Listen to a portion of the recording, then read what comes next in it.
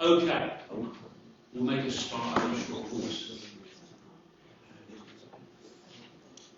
Okay, so unfortunately the chaplain has been taken, he's got the lurgy about him, so we will not be here tonight, but I have to wish him the best for Christmas. Got a lot on with them. So item 1 is apologies, receiving and approval of apologies for absence. It's just Councillor Holbrook, Chairman, she has a family issue. Item 2, interest and dispensations, receiving declaration of interest. That's for councillors. Yeah, no dispensation's been issued. Okay, everyone happy with what they're going to do? No conflict? Okay.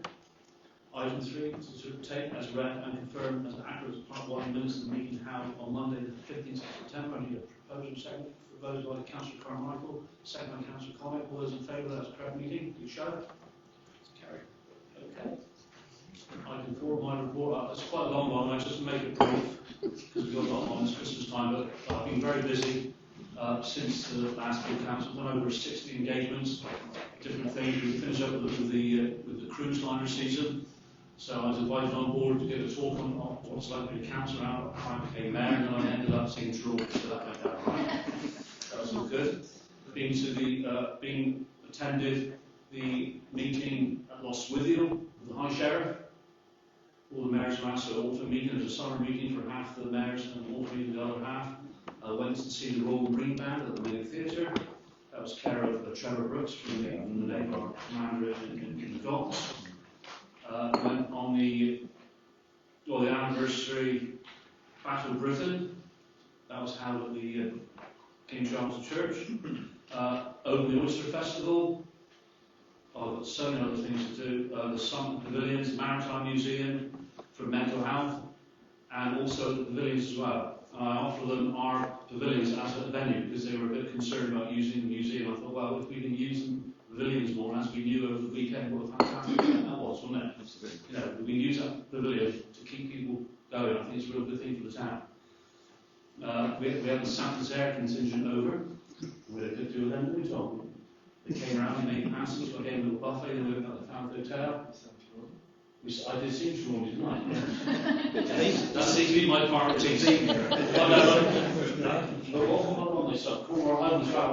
were very good at seeing Cornwall home, weren't they? Falmouth Rugby Club went up there for their sponsors' day. Then I went up to the Ships and Castle, opened up their event space. Anne was there, keeping the kids in order. So use that space and still plugging for a mayor's rave there in the new year. Hopefully that might happen. I went to the Sea Cadets in Penryn twice, once to their presentation evening, once to see the recruits. They're a really good troop, Falmouth Penryn group. Got a lot of sponsorship from the docks and along there continue. I think it's a really good thing for kids, and hopefully that may lead them into the armed forces. Did the ladies' first coffee, and then we actually had a remembrance service, but I think it was quite a poignant day because the weather was so dreadful. I think it rang true with what people gave their lives to help us get through that great war. I think it's the least we could have done to be there. It was a good turnout, very good. Thanks to everyone turning up for that. I've been to the cathedral a few times, different dues there. I was up there last Friday, St Petrox. I've been up there to the High Sheriff's legal one. It's quite a place. The popping service was unbelievable up there because the poppies were coming down from up in the balcony. You know, it was quite moving. That was really interesting. That was. I actually went on to HMS Scott with the captain. It's one of the Navy's most high-tech surveillance ships. It's been refitted in the docks. I think it's still there, isn't it, Paul? Yeah. They've had a few teething problems, but hopefully it'll be away in the new year. And it's really good. And we've got Paul Wicks here from the Marine Network, and I was there with his meeting, celebrating that over the years of taking form in 2002, they created in the region of 5,000 jobs. I think it's going to a little bit more on that. So that's a very interesting trip.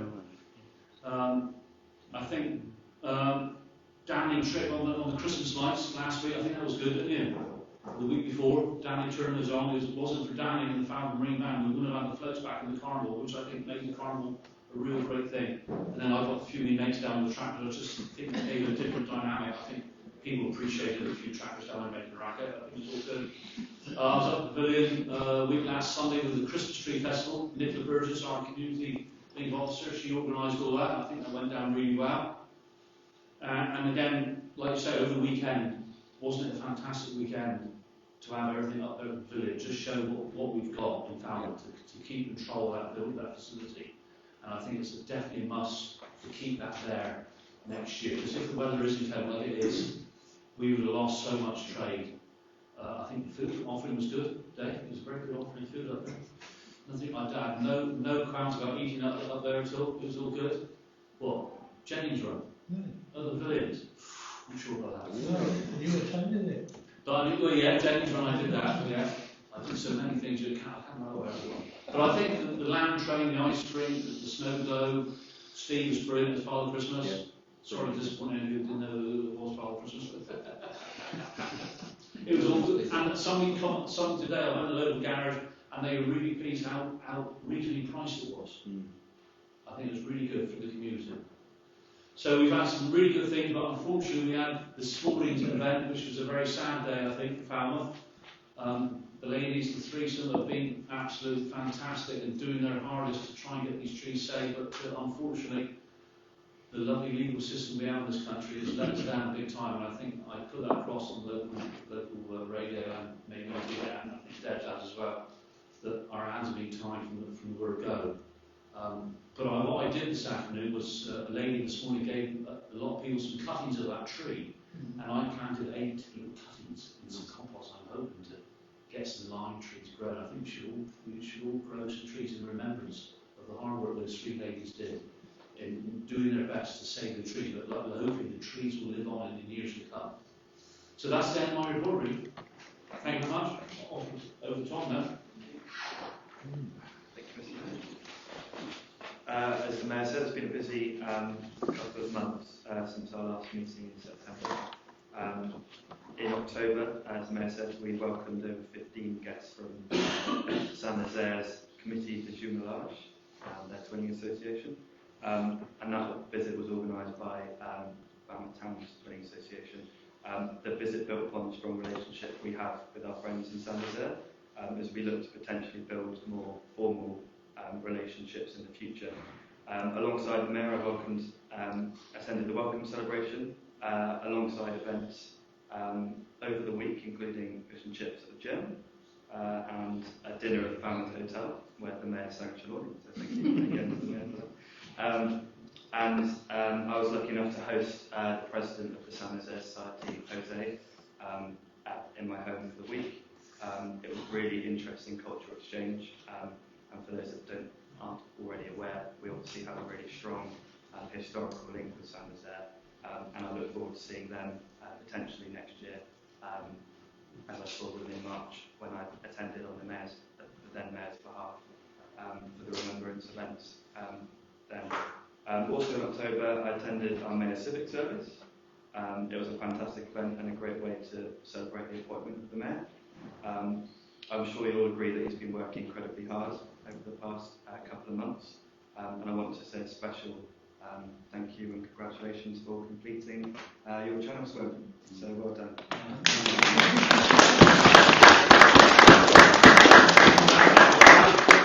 I raised only £5,000 now.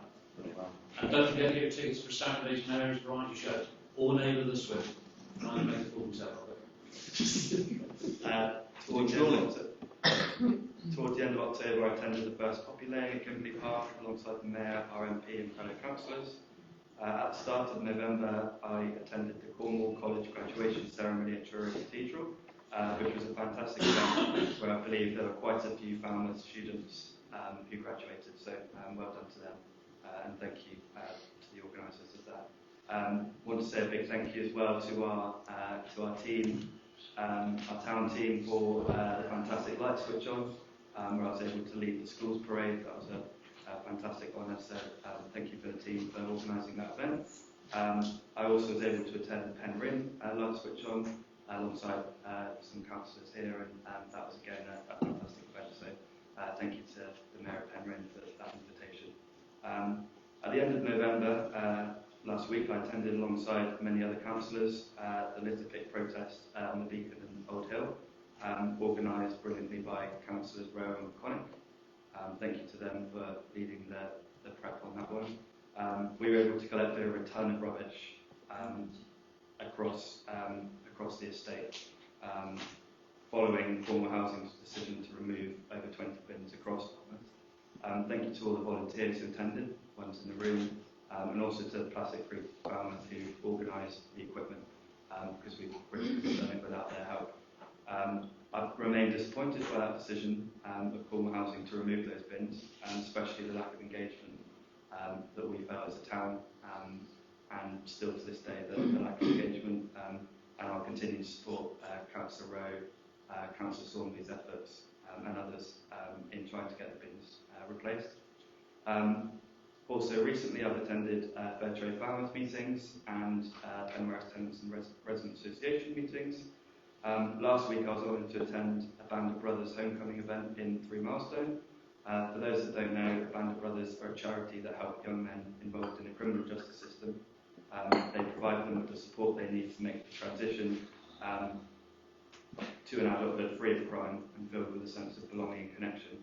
The Town Council support Band of Brothers via an annual grant, and the work that they do, I'm sure others will agree, have a huge impact on the individuals that go through the process, but also on the wider community too, with all the activities that they're involved in. Finally, I want to echo the comments the Mayor has just made around the felling of lime trees on Trelawney Road.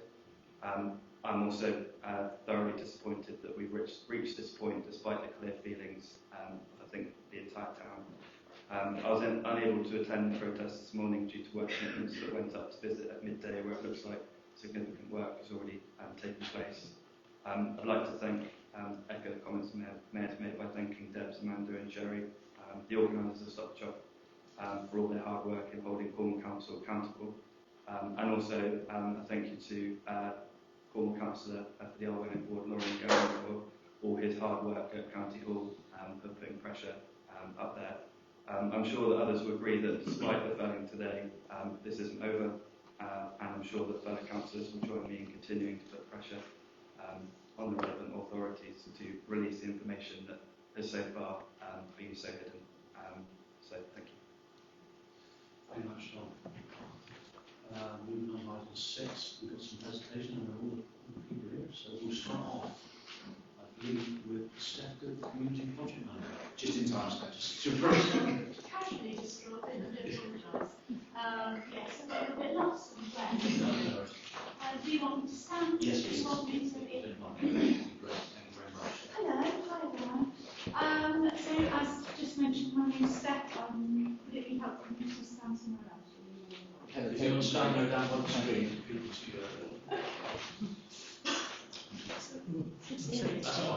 Yeah? Okay. Hello. Hang on. Which way? That's it. This way. Okay. Are you happy? Yeah. All right, cool. Thank you. I'm sorry, you're... That's all right. No worries. Good. Hi, so I'm Steph.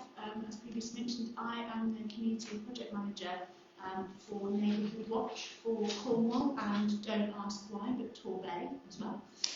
Not all of Devon.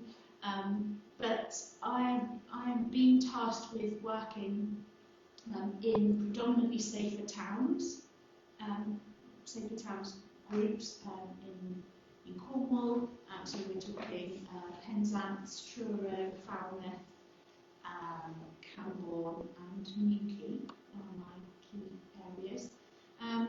My role has been funded by the OPCC, so the Police Crime Commissioner's Office, to work with existing Neighbourhood Watch schemes and existing Neighbourhood Watch members, and also to grow that network and set up schemes.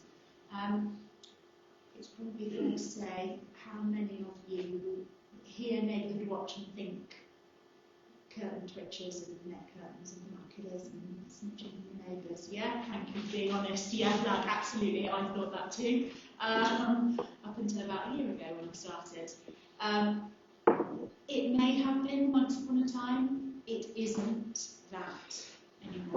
It's very much as we've kind of grown up. It's very much about understanding that community and feeling like you're part of something is so important to residents to feel connected, to feel safer, feel empowered within their own communities. Those things are what make us fantastic at being communities. I think in Cornwall role, especially we're very good at that, and we have lots of little groups and we all support one another. I guess if you think about back to COVID times, how many of us realistically were in some kind of WhatsApp group for the street or a Facebook group for the village where all of a sudden neighbours were supporting, I'm going to Tesco's, does anybody need it? You know, was anybody else in one of those groups of some description? Everybody's nodding.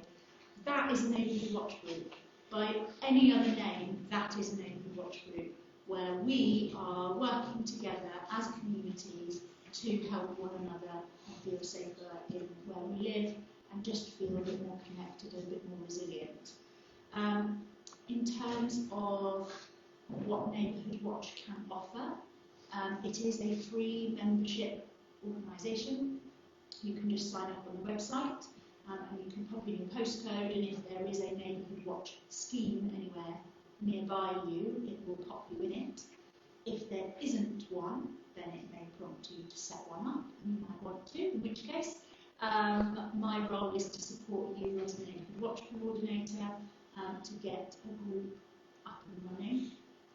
There are sort of 3 key ways for people to join in, and I'm hoping that those options will appeal to pretty much everyone. So there is a classic Neighbourhood Watch scheme, which is great for community groups, for I've got a group, a youth hub, youth centre in King's Ash in Torbay, and they have signed up as a Neighbourhood Watch group because what they get from that in terms of benefits is public liability insurance is free and covered. A couple of years I think just looked at that.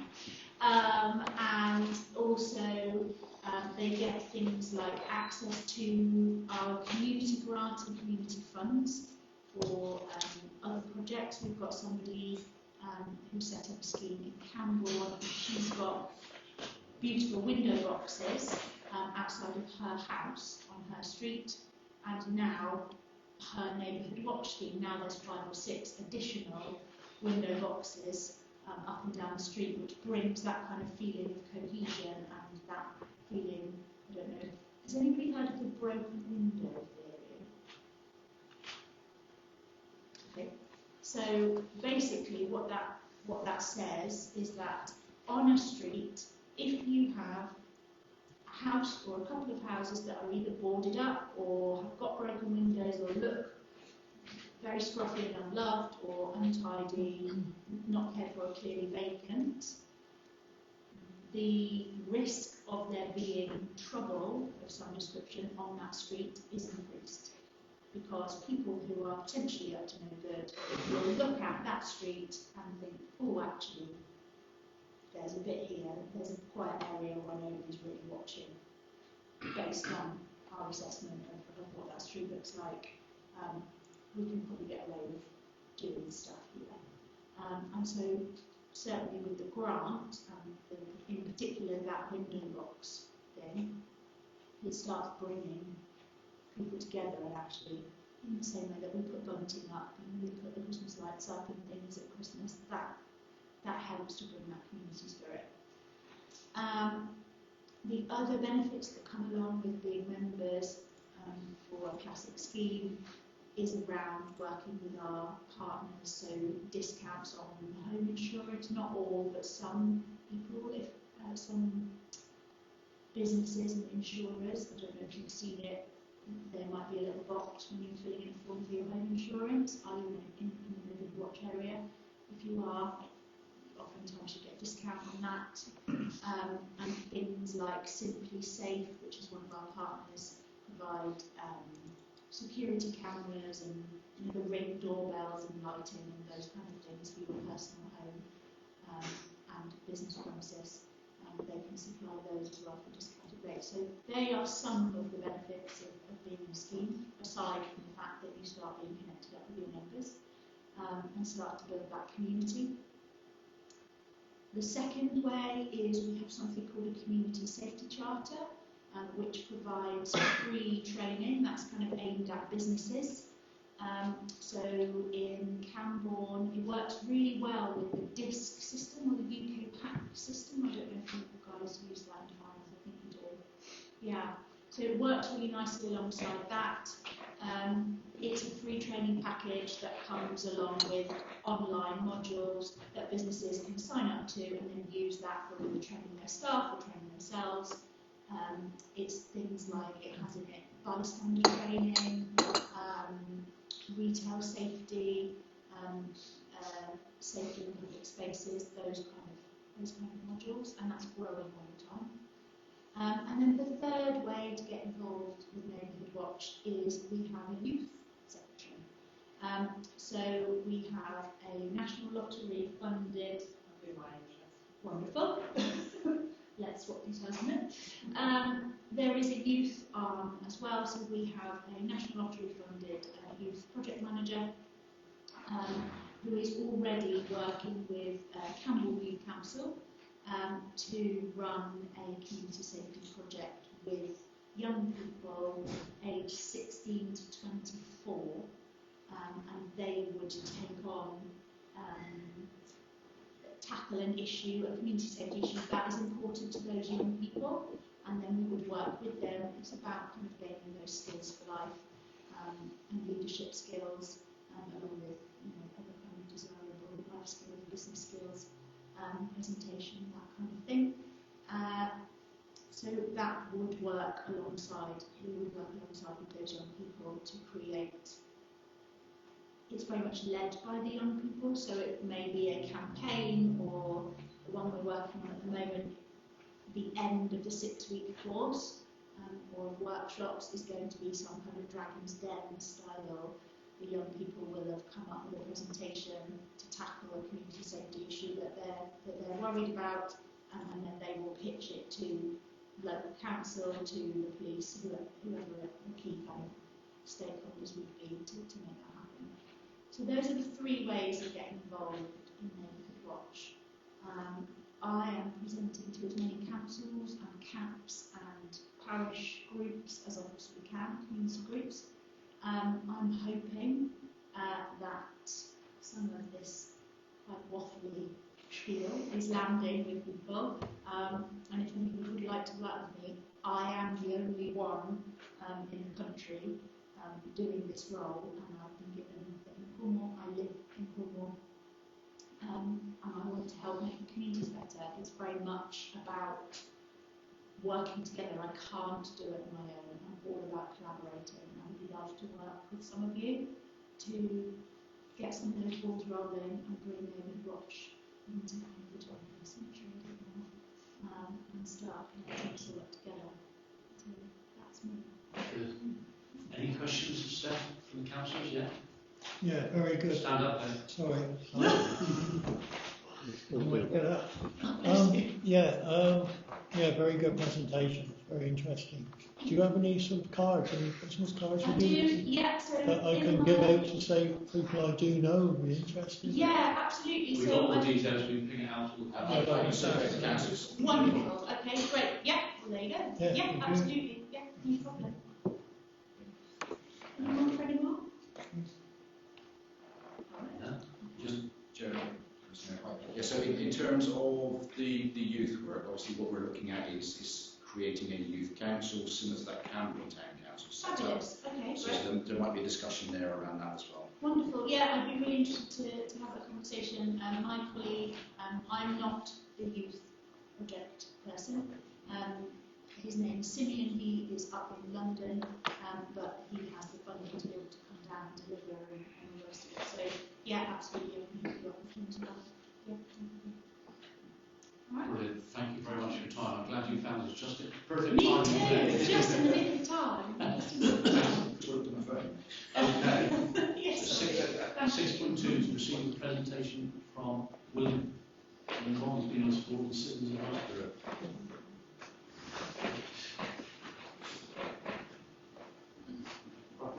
Hello everyone. Can you all hear me okay? Fine. So first of all I'd say thank you very much for your annual grants, Citizens of Oz. It really is very much appreciated. As you know, we are a charity. We're a local charity, so we depend on grants like this. I'll keep it really brief because I see you've got a fairly packed agenda. And I think you're also talking about council tax a bit later on as well. So what I'll do is just give a quick overview of where we are now in Falmouth, and then just a quick bit about our views really on council tax collection. So in Falmouth this year, just to bring you up to date, this is the financial year, we saw 367 individuals in Falmouth. So that's people just within the Falmouth boundary, doesn't include all the parishes around. And that's pretty much the same level it's been since lockdown, really. So basically a very high level. It's actually about, we've seen something like 20 people less than last year, but some ways that's neither here nor there in a way. Total value of income gained, and again we're just talking about people in the Falmouth area, is £416,000. So that's people going on to benefits, it's people in quite a lot of debt, having the debts written off. So that's where that figure comes from. So not bad for one town, really. And then one figure that I really wanted to zoom in on is, and I think you've got these in the agenda actually, is the top debt issue in Falmouth, as it is in a lot of places, is council tax arrears. So that was 38 individuals in Falmouth. Quite high, really. Second one below that was debt, people with other debt assessments and debt needs. So, again, I think on your agendas, you've got a few case studies, people who've got into difficulties with council tax. Sadly, pretty common. They're actual people, and they're not made up case studies. They are people that we've dealt with. And you can see actually some of the massive issues that people get into. I won't read them, but I think you've got them there, and you can just read them at your leisure, really. What we would say, though, is when we look at the last 3 financial years of people who've had issues with council tax, the number of people that we've seen who've struggled to pay council tax or actually got into debt is just under 2,200, and that's just in Cornwall.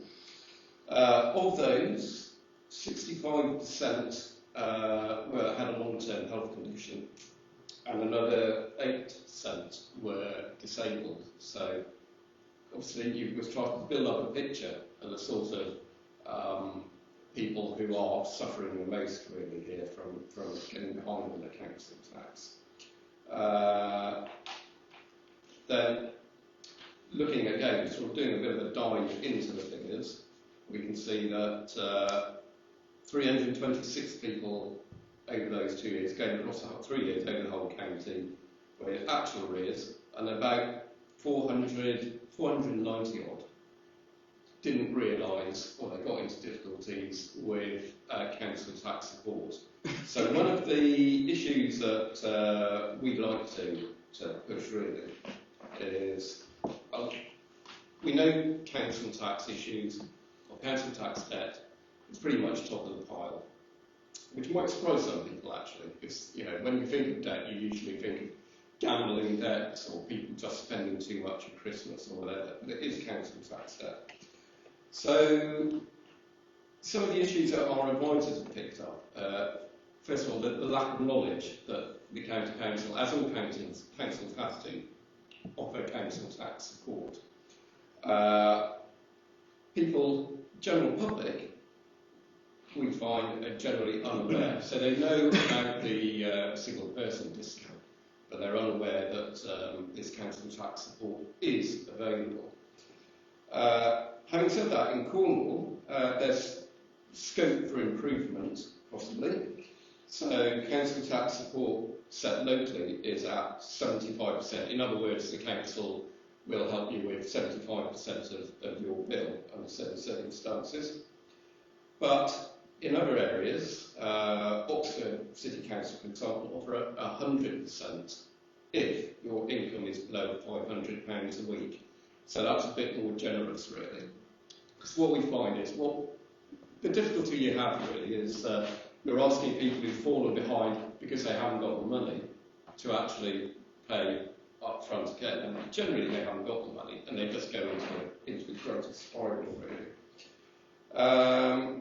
Other councils have started to look at not using bailiffs at all and moving towards debt advice. So the idea there is you're starting to fall behind. Yes, obviously you do have to make a contribution to your council tax if you can, but sending in the bailiffs is generally, for most people, not very helpful, as you can imagine.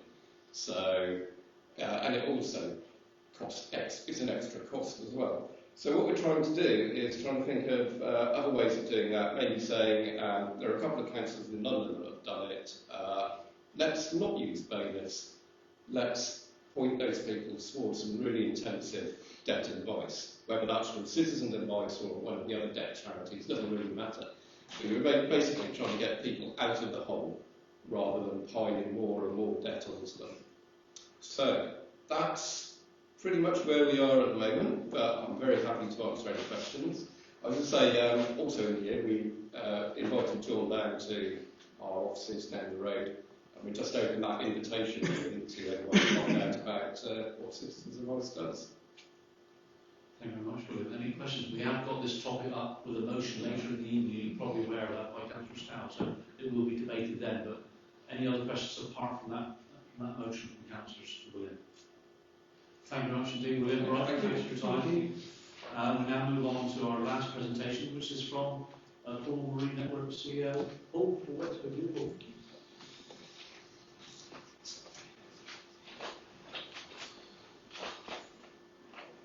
Thank you. Paul Wicks, as Alan kindly introduced. It's a privilege to be in front of Falmouth Town Council, first time for a few years now. I'm here with my son Dave. We're a company that's very much about family values, literally in this case. Between Dave, me and my wife Pauline, we've served 52 years with Cornwall Marine Network. I think one of the issues with Cornwall Marine Network is you either know about us or we're a well-kept secret. So the objective tonight is to just spend a few minutes to enlighten you on what Cornwall Marine Network is all about, the size of the sector, the importance of it to Cornwall's economy, the kind of achievements that we've been lucky enough to achieve in the 20 plus years that we've been trading on behalf of our members.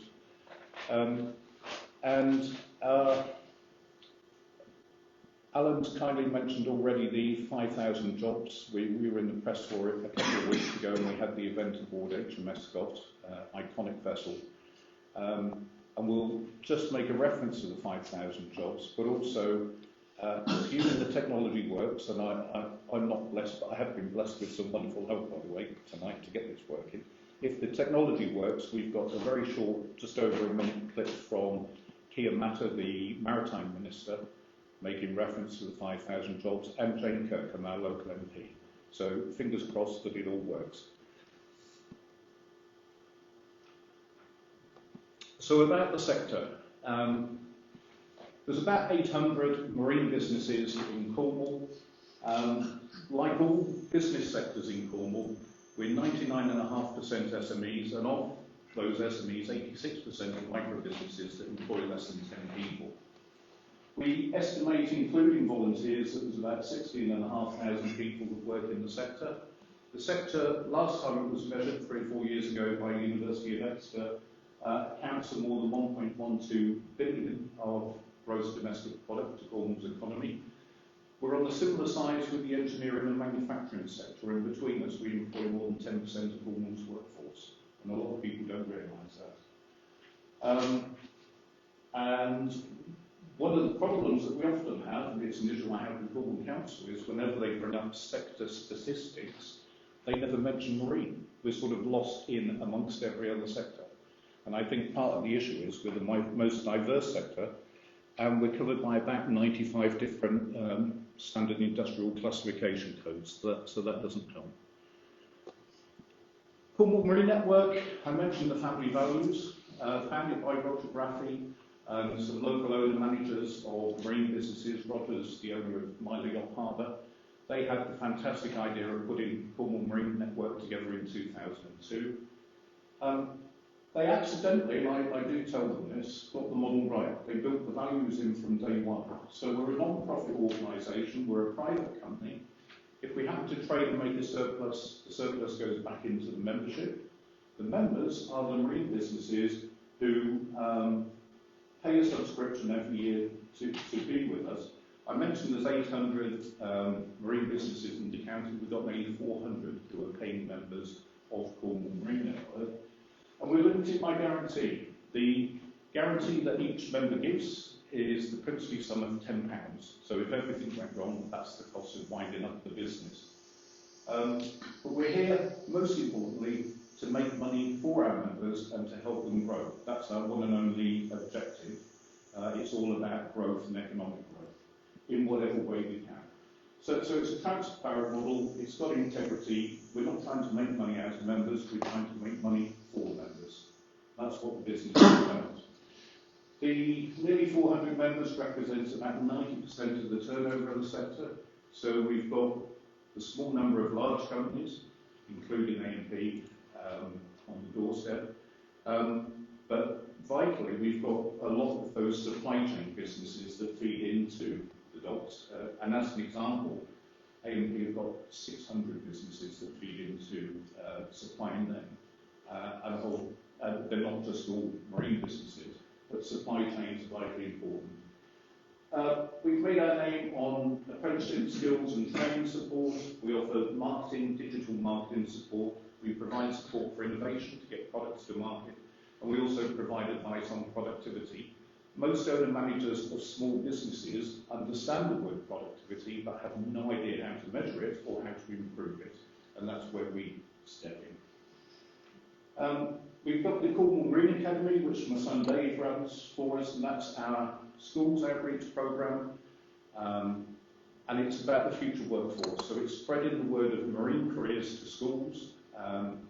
And it's trying to improve the employability skills of young people before they come for a job. Giving them vocational work experience, usually with our members, and engaging them wherever we can in formal qualifications to improve their employability chances before they even leave school.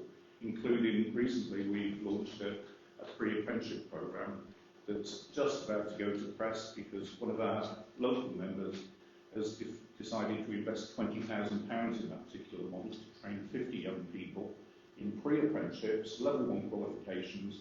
They'll be gold on the market when they finish that before they even leave school.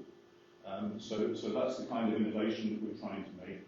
And we don't just represent our members locally. I sit on the Cornwall Economic Forum to represent Marine.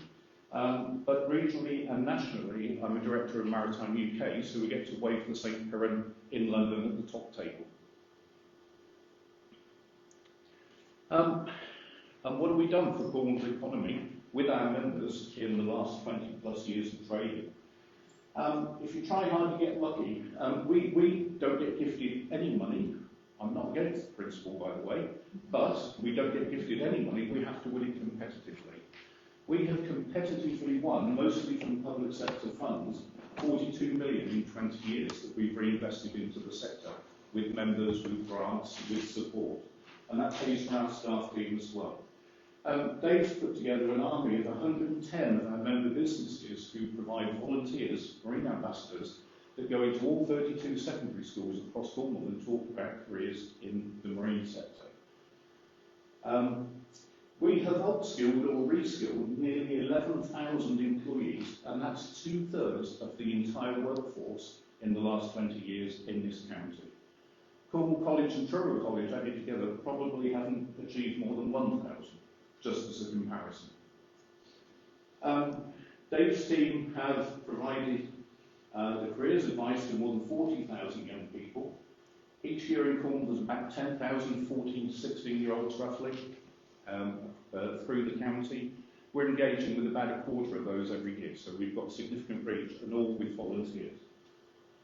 4,000 young people who have gained formal vocational training, and we're not talking about a one-day site visit, we're talking several days of training, sometimes 1 day a week for a year. Most importantly, created 5,000 new jobs It's now over 5,000 because in the 2 weeks since the announcement there's about another 15 to add.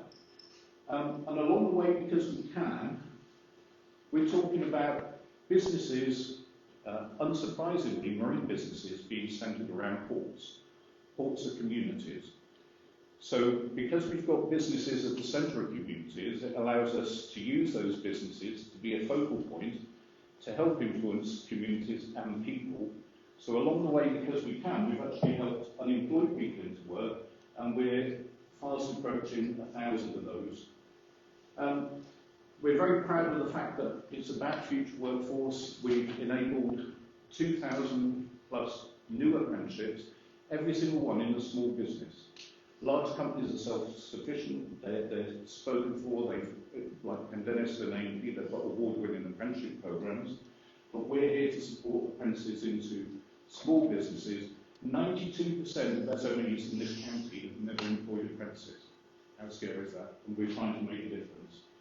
The economic value of the jobs that we've created, the estimate from DWP for the unemployed going into work and the economy team at County Hall is that we've added through our members over 700 million value to Cornwall's economy in the 20 years that we've existed working with our members. That's the value of the 5,000 jobs. I'm a numbers geek, so please forgive me for that. On average, we've created one new job in this county every single working day for the last 20 years that CMN's existed. I'm a numbers geek. So statistics, occasionally believe them. And what it also means is we've turned 42 million through our members into 700 million of added value. Every £1 that we've been awarded competitively that we have to win through bids and competitions has turned into nearly £17 of added value by the time we've deployed it for our members. So we're a safe pair of hands when it comes to public funds. So that was the equation. Team CMN plus 371 members is 5,000 jobs. And now we find out if Here is going to talk to us. Hello everyone. I hope you're all enjoying your time aboard the iconic HMS Scott. I'm Keir Mather, the Minister for Maritime, Aviation and Decarbonisation.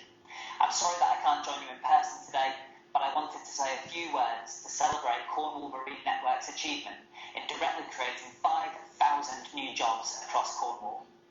I believe in place-based policy as a driver of regional growth, and I believe in the power of our coastal communities to thrive. I believe in the value of local businesses to work for local people, supporting local economies and kick-starting growth across the United Kingdom. I'm proud that my department was able to support this aim throughout our island nation by providing seed funding for the Maritime Cluster Fund, connecting businesses, education providers and those at the start of their career, driving regional investment and helping the maritime sector fulfil its potential as the anchor of UK growth. Cornwall Marine Network is a brilliant example of a successful cluster, and under Paul Wicks' leadership you have gone from strength to strength, providing mentoring, training and jobs, expanding the horizons of young people in Cornwall and expanding the pool of talent for maritime industries, building relationships, bolstering skills and creating opportunities for young people to thrive in meaningful maritime careers.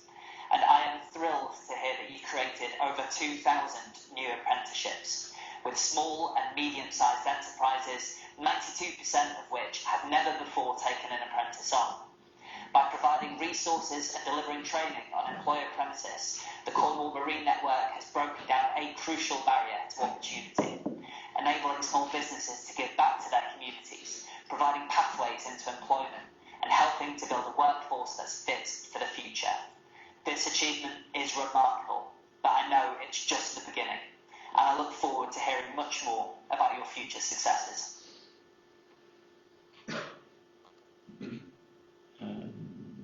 James is a bit shorter. Hello, I am so sorry I can't be with you today in Falmouth. I'm up in Westminster, as you can see. I only live round the corner from where you are, so it is a bit chaotic. I wanted to say that the marine sector is so vital to the economic prosperity of Cornwall and the Isles of Scilly. The combined GDP of the marine sector is 1.2 billion. It employs employs 17,000 people across around 800 marine employers. It's so important. Nearly half of those businesses are active members of the Cornwall Marine Network, so that's about 400 members. And the Cornwall Marine Network represents about 90% of turnover across Cornwall. It's such an important part of the sector. The Good Growth Plan that's come out of the Cornwall Economic Forum identifies marine as one of those distinctive growth sectors in Cornwall, alongside things like minerals, renewables and space. That also goes alongside really well with the government sectors which we want to invest in. There is an opportunity in Cornwall to invest in our ports and our harbours, nurture marine technology, address greenhouse gases from shipping, and invest in those supply chain opportunities for things like floating offshore wind, which hopefully over the next decade or two will be a massive growth industry in Cornwall. Today you're being hosted by AMP, who are a really good example of how the sector is decarbonising with the electric plug-ins and investing and moving on with their ambitious expansion plans. Cornwall Council has commissioned the Cornwall Marine Network to rewrite an economy-focused marine action plan, putting the voice of local businesses into future strategic investments. It's a government priority to get that economic growth to transform our regional economies. And Cornwall Marine Network is a brilliant example of that local regional growth happening at grassroots level with all of you businesses. I'm so pleased that you've reached this milestone. Congratulations, Cornwall Marine Network. Congratulations, all the businesses who work so closely with them, and to Paul Wicks for what you've done over the last 20 years. I'm so sorry I can't be there today, but have a fantastic day. Okay. I apologise that I got name checked twice there. That wasn't on the script like I sent to either of them. We're a team and we employ outstandingly talented people that make a difference to businesses. It's just been my privilege to be in the hot seat for over 20 years now. But I'm part of the past, and people like Dave and the rest of the team are about the future. There was a little bit on economic priorities there, but I've probably taken up more than enough time. Happy to field any questions. Did anybody not know about us? Really? Didn't know about the Falmouth network. That's good. Good job you turned up on it. So any questions, Paul? Councillor Sawnby and then Councillor Rowe. Yeah, very good presentation, Paul. I knew a bit of the Marine Network, and I'm happy to see that you are encouraging apprenticeships once again. You know, is this like a proper 5-year apprenticeship? Because I see so many stories of, say, a mechanic who will have like an online course for 6 months, and he's a qualified mechanic. And when you tell him to take a gearbox out, well, I can't do that. So is it the same like in the Marine? Are they proper apprenticeships, 5 years to learn the trade properly? Yeah, depends on the apprenticeship. If it's to do with the Water Sports Centre and the management of the Water Sports Centre, it's going to be 2 years.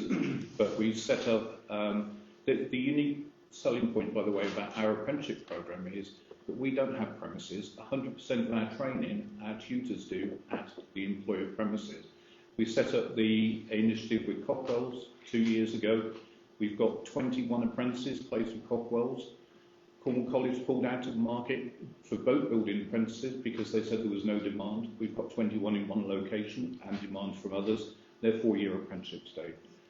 They're proper apprenticeships. Marine engineers, boat builders, that's the lifeblood of the sector. There's lots of other stuff around the periphery that exists as well, but we've got real apprenticeships, and it's the future workforce. If we're going to have flow, you know, all these things, 10 years' time maybe, if we're lucky, we've got to train the workforce for the future now. We've got to start dealing with it. If it's 4 years to get a skilled person. And the other thing that we know is any amount of skilled people will get jobs. There's a shortage in every sector for every skill, and it's the same in marine. Thank you. Councillor Rowe. Thank you, Paul. Do you think our Cornwall marine industries will benefit from the billions of pounds that's going to be piling into Plymouth soon? Do you will be getting some of that work, or do you benefit from suppliers? Well, we're hoping the spin-offs with supply chains, but the honest answer is I've asked the economy team at Cornwall Council if they've done any analysis on the impact of the Freeport, because we don't know if there will be displacement or whether it will add benefit, and we can't afford displacement. They haven't done that work, but they've agreed that they need to. So, but we just need work for the sector. And if there's work there, then, you know, by hook or by crook, we'll find a means of filling the gaps for the workforce. Well, I hope there'll be lots of jobs for those apprentices. Absolutely. Thank you. Any further questions, Mr. Brooks and councillors? Thank you very much indeed. Congratulations on what you've achieved so far, and long may it continue. Bless you. Thank you. Thanks for the technology. Okay. Just need the little stick out of the computer. Oh, sorry. There you go. I'm sure there's a way of doing. Okay, item 7. Any further questions? Item 8, police report. Apologies from Inspector Milburn. Item 9, community safety fire report. Yeah, we have a new manager at Falmouth Fire Station. He was due to come and speak to you tonight, but operationally he's unable to, so he will come and introduce himself to councillors in the March meeting. Item 10, community network managers report. Do not make the community area panel. That is noting, but there's also a request there for the council to identify its highway priority schemes. That's the piece of work that the community area partnership do, and you know, local priorities from our CAP are then prioritised by them for onward transmission. You'll see from the notes there that they prefer not to have traffic regulation orders in there, but there is invariably always requests for traffic regulation orders. So councils have got those priorities for their areas. Now is the time for them to come forward, and if you want to raise them tonight, the council may be able to endorse that priority. Councillor Clare. Can I propose one for St Francis School? The crossing, the non-crossing where they can't recruit a new lollipop person. There was some talk about some build-outs either side, similar to what's happened down the road for St Mary's. Yeah, well, we did So, St Mary's, yeah. Yeah, so can I propose that? And sort that drainage out. It was a remedy there last week. I've been on that for years to sort it out. Yeah. It's a nightmare. Any other for Councillor Evans? Yeah, thank you. As Cornwall Councillor for Penryn, I should be putting forward a small project which is to do with Speedwatch, surprisingly. Many Speedwatch groups are struggling to find volunteers. Moor and Smith, I believe, are struggling. They're about to fold or could fold. And here in Falmouth, we're finding it difficult to get more volunteers. So my project is actually to produce or to buy one of these flashing signs, vehicle-activated signs, and that would then be moved around the parishes and Falmouth and Penryn. They do work, but they do need to be moved about, and I'll be putting together a package.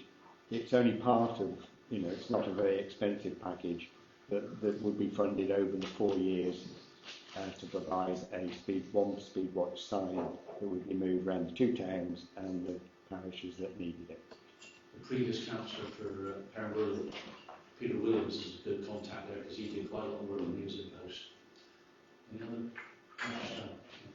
Yeah, I think I've got some concern I keep raising with the cycle lanes between in the Pontcharden area between Penryn and Falmouth. They sort of stop quite suddenly with quite a high curve, and you're sort of forced to wait next to quite fast-moving traffic.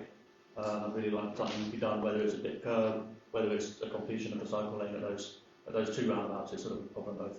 Is that ends. in Penryn, Mark, or is that in the Islands? Is that Penwhere? It's a crossover, isn't it? Well, it's a crossover. I think there's some bits in our side, and then it's in the Penwhere ward, and then the bottom is down by Little on Charles.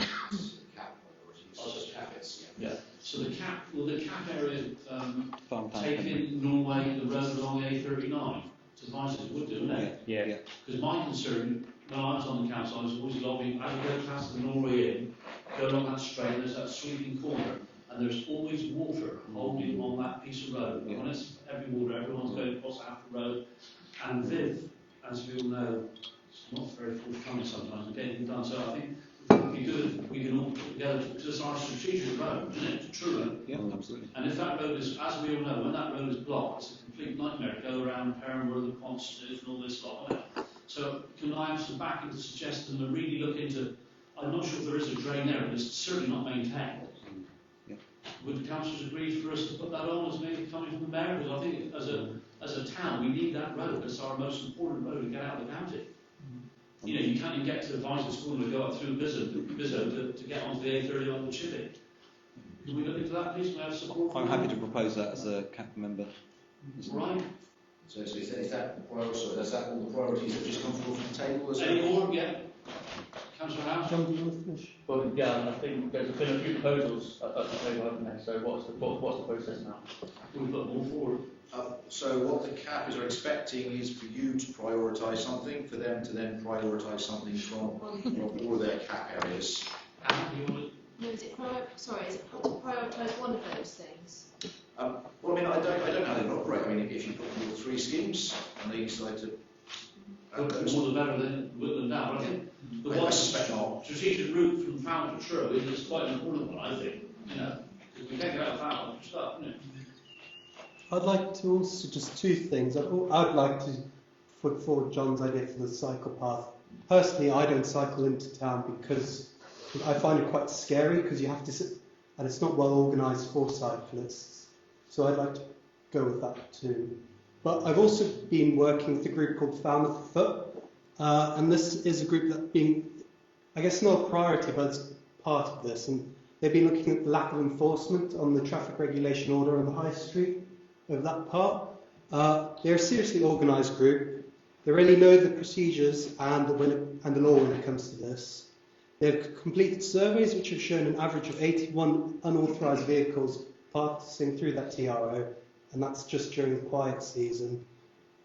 They've even been better at getting information out of Cornwall Council than us at some points. The group is currently talking to the correct person at Cormac. However, a letter of support from the Town Council towards them will help improve the situation, providing extra credibility, increasing the urgency of this matter, and this letter will also show our commitment to wanting for TROs to be enforced, because they feel that there isn't that much of a drive from the Town Council itself. So I'd also just like to request that the Town Council, through the Mayor, send a letter of support to what they're doing regarding trying to improve the traffic regulations with Cormac. I think it's a no-brainer. The truth will have to follow about it yourself, because when you get up on High Street, you know, you think, oh, probably we're going to have to do it. So I think there's more better, of course, I think it will help. Councillor Evans and Councillor. Yeah, just on that matter, Cornwall Council are now able, their civil enforcement officers are now able to take action against moving vehicle offences, whereas it was just parking. But I understand that they now have got powers to do work against moving vehicles, which would include against offences against TROs. Yeah, when we had the surgery, the group came up and they were saying about moving the traffic out of town, up past Star and Garter. With the council having a meeting to discuss that as well. What group? They were saying where, yeah, they were saying completely, yeah. So it will stop the traffic coming in, and then when you get to the hill, you turn right around the old Dolphin as a sportsman. So when you come into town, instead of going right into town, you turn left, going back out. That was discussed as well. So we have a meeting about that as well.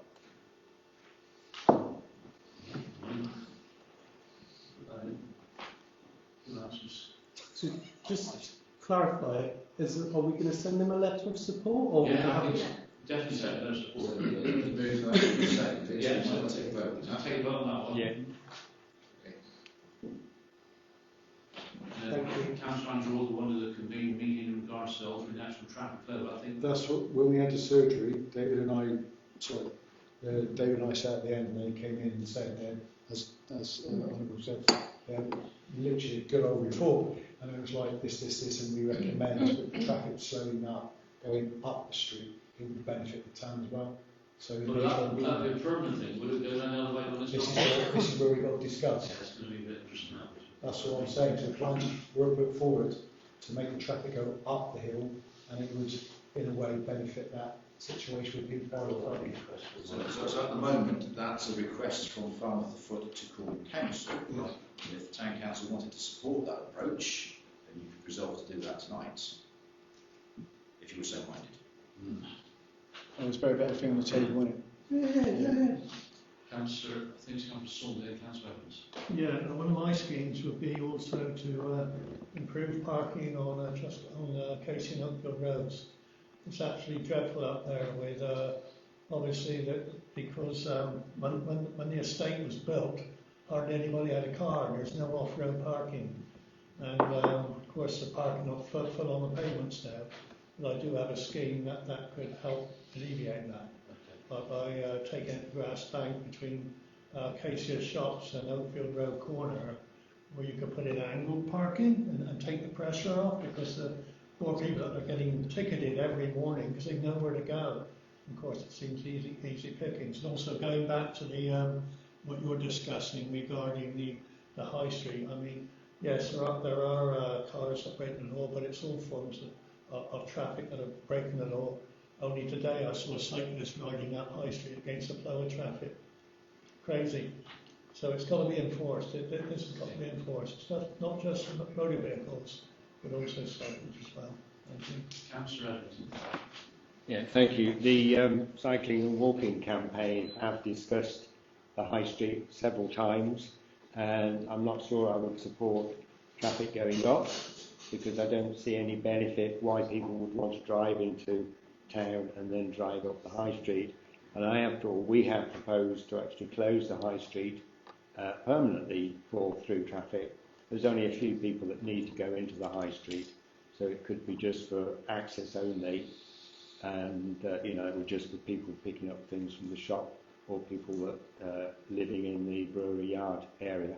But I did put that to Cornwall Council. As you know, there was a scheme to create a cycle route along Dracaena Avenue, and after the spending $250,000 on the design, it was then abandoned.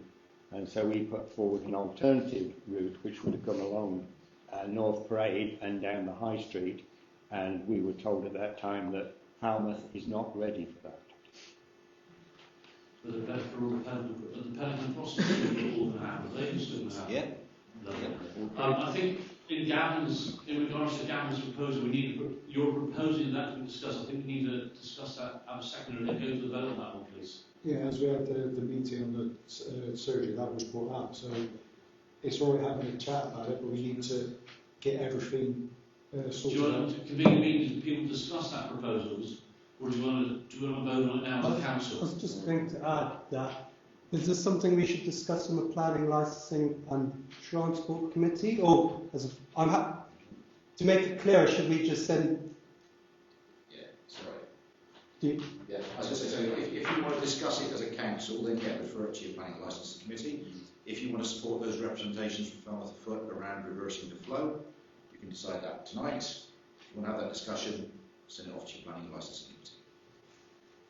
Okay, Andrew. That feels a little rushed for me to make a decision tonight on the reverse of flow, so I'd rather do that as a separate. I think it's better if it goes through the planning licensing first, and then comes back to us, the full council in March. What's your views on that, councillors? Just to make it clear, I did just mention enforcement, and I know you explained. I wanted us to have support regarding enforcing traffic regulations in this letter, and I think it would be really good as us as a council to discuss the reversal flow and bring Falmouth Foot along so we can hear what they're saying. The next council in March, or a planning and licensing meeting? Planning and licensing meeting. I think we'll arrange for that in the new year, say January, then we'll have time to discuss that, think about it, and then vote on it properly, perhaps. Well, as you turned up, after that, baby. okay. Gavin, get back to that group. Yeah. All right. Well, you get back to it. All right. Okay. So, thank you. So, in terms of priorities to revise the cap, is there a priority list? Yeah, I just want to come back to the cycling thing that I mentioned. I think that cycle lane between Ponch Island is dangerous. I've had experience of it myself. What ends up happening as a cyclist, you end up going into the outside lane and just slowing the traffic down in order to keep yourself safe when cycling. And I do think it would be really good to have that looked at within CAP as well. Okay. Councillor Overton on that. Me? Thank you, Chair. It actually says highway schemes priorities, so let's see what I can't stick all four through. See what the CAP make of it. Yeah. Rather than choosing one tonight. Yes, just for the list and go from there, isn't it? Yep. Moving on. Sorry? Moving on. Yes. Secondary. No, what could we get at reading the list of what we've got? Now you can test me some writing. Well, I did the A39 one.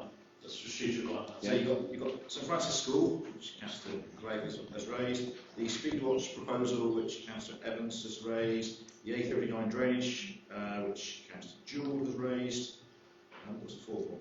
Oh, the David's additional parking at Acacia Road. And John Councillor Styles. Councillor Styles. Yeah. Thank you. Is the St Francis School one including the drainage issue at the top of Monleaf Road? Yeah, good drainage. How about the traffic order? We're gonna no, that mean we're doing that. That's an existing traffic Yeah, regulation, that's so your representation there around enforcement. Yeah. Okay, before we go to the vote, after that. Okay, so put a vote to that. Yeah. So all four are going in? All nine. Six. Six. Six. Well, from March, wrote down, all happy now? Brilliant. I'll check with those councils when Yeah. they're application. If we don't, make sure we get back to Mark, we'll get it sorted. Is that all good? Okay, thanks for that. I think that is quite important. Okay, item 11, Larger Council's meeting, to note that, the Larger Council meeting on the 16th. Item 12, fair trade, we've got Patricia who wants to do a presentation, an update on fair trade. Am I okay here? Do you want to stand further back? You all here? Yeah. Thank you very much. It's a short report, I'm sure you've all seen it, because we've only done 4 events since September, or towards the end of September. So I'll be brief. I just want to raise just a couple of points. First of all, Mayor Jewell attended our Fair Trade Tea Party event, and I just want to say thank you publicly. I've already thanked you, I know, but to say thank you. We really appreciated the time you spent with us, so thank you very much for that. No worries, I learned quite a lot. And I just wanted to add something to that about how we try and promote fair trade as much as we can in a realistic sort of way. And we try to take into account the current situation with the economy and how challenging it is for people, in terms of finance.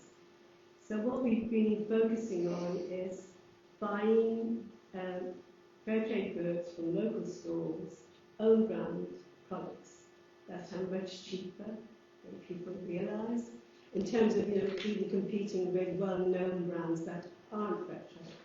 So we've been doing that at all of our events to try and get the message across that fair trade doesn't have to be expensive, that it can be affordable.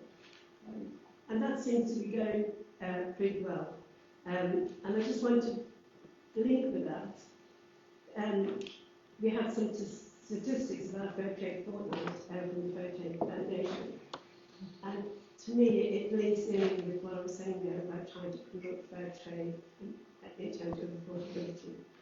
It says the campaign achieved significant results, including the Fair Trade Fortnight campaign.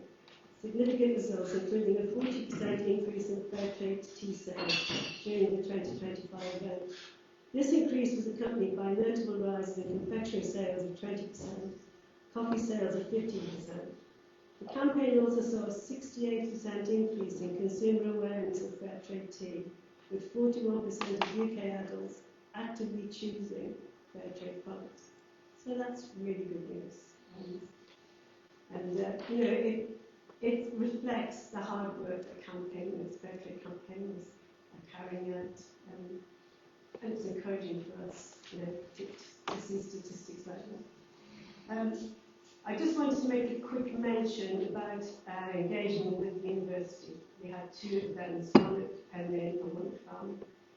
And I just want to say thank you to Mike Cooper, who's the community engagement for the co-op, because he brought along lots of freebies and chocolate for tastings and so on, which increased the engagement of the students, as you can imagine. But it was really enlivening, and Mike couldn't get over, the interest with the students, and also how polite they were, and really were engaging with us. So we wanted to build on that. We wanted to feel as a Fair Trade steering group that engaging with young people, whether it's schools and the students, that we want to work on that for next year. So when we had our review meeting on the 2nd of December, we were looking at the year just was nearly done this year, and looking forward to 2026.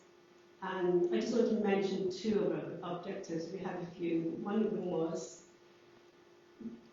exploring how we can engage with local businesses and to promote fair trade, and hotels, but all business. We're a small group, so it would be a very long project, but it's something we want to aim for. And the other one is to build on the engagement we've had with the students over the last few years. Put some more effort into that, because we think that that's the way forward. We were quite engaged with the students this year, who seemed to know an awful lot about fair trade, whether it was from when they were at school, or either parents, or buy fair trade and so on. So that was really encouraging as well. So we wanted to do more of that. That was the other thing I wanted to mention. I want to say thank you to Councillor Pearce and Councillor Walton for their support to our steering group. It's been really encouraging, and their input has been really appreciated in our team. So thank you to both of you. Is there anything else to say? And then I'll shut up. That might be it, actually. So yeah, this, lots of plans for next year, and we would be very encouraged to hear from you. What do you think that we might be able to take forward in the year that's coming? Given that we have a small group, but we are willing to listen and respond if we can. I think that's about it. I just wanted to give an apology. Julianne was supposed to be presenting this report tonight. Probably would have done a better job than I did. Unfortunately, she's ill, so I'm offering her apologies as well. So thank you for listening. Any questions? Any questions? Yeah, Councillor Pearson. I know the answer because we met last week, but for the benefit of the council, what reception have you had so far from local businesses as to being more involved in fair trade? I know there's a lot of businesses, or some businesses that probably do quite a lot but don't realise it. Yeah. So how have you found that so far? Well, it hasn't been very easy so far. So we don't really know how many businesses in Falmouth who support fair trade, in terms of making available to stuff and so on. We did contact some of the hotels, and that wasn't very easy either, just getting to speak to the right person. So the only success we've had so far has been with the Duchy Hotel, who don't do fair trade anyway, because they're part of a group, and most of the hotels are in Devon actually. There's 2 in Cornwall, but they all, wherever they purchase, all those hotels do the same purchasing, and so they don't have any fair trade. Any fair trade. I mean, the lady we spoke to was very good, and listened to what we had to say and appreciated what we were saying. But obviously, it's dependent on that whole group making that decision. So I mean, I did get in touch with fair trade because in Exeter, because Devon is a fair trade county, and most of the hotels were in their county anyway. But nothing came of that. I supplied all the hotels' names, and I left them to contact them, but nothing came of that. So I must chase that up again. It's finding the time to do all these things. But yeah, so that's what we want to do, is explore how we can make that connection with the local businesses. And one way would be through whoever is in charge of the town in terms of the retail side of it. So we need to make the bid manager, isn't it? Bid or town manager. I mean, we've held back as we've got a new town manager. We've held back because we thought things just started, give it a bit of time. But certainly that's one of the things we're looking at in the media, to make that connection with the town manager and see how we can work together or get some ideas. All right. So thank you very much. Thank you. Any questions? Thanks, have a lovely Christmas, right? And you, Joe, that's the other thing I want to say. Happy Christmas to you all. Thank Have you. a wonderful time. Merry Christmas to you. Thank you. I'm Thursday, we'll go around to our council reports. We'll start with Jennifer. Thank you. So, what have we been up to? Speaking to the fire team and the planning officer about the Boslow Inn fire. I think the thing is that the plan will go on ahead as was. So So it'll be your plan interesting. Your plan for a conversion. It had 5 days before the fire. It got accepted 5 days before. Interesting. No, it was children. Was it? but the building is structurally sound, so they can convert it. That was his initial thought. Brilliant. And some problems with green spaces on Swans Reach, which are being sold off by Wayne Homes. And the first planning application has come in for a big chunk, so I'll be speaking to the portfolio holder this week. Sounds like another cool councillor who Henry, doesn't it? It's unfortunate. The latter state is in the middle of the different choices that Cornwall Council made.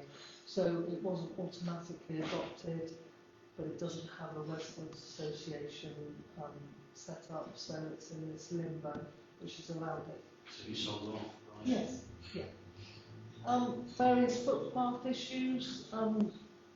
John and Liam also helped to try and get the footpath reinstated at Swampole. And I'm still working on the footpath signs for the golf club, so that's ongoing. There's a consultation on the Bicton Water Road improvement scheme. I've only seen it once, so I'm not very familiar with it, but that should go out to public consultation soon.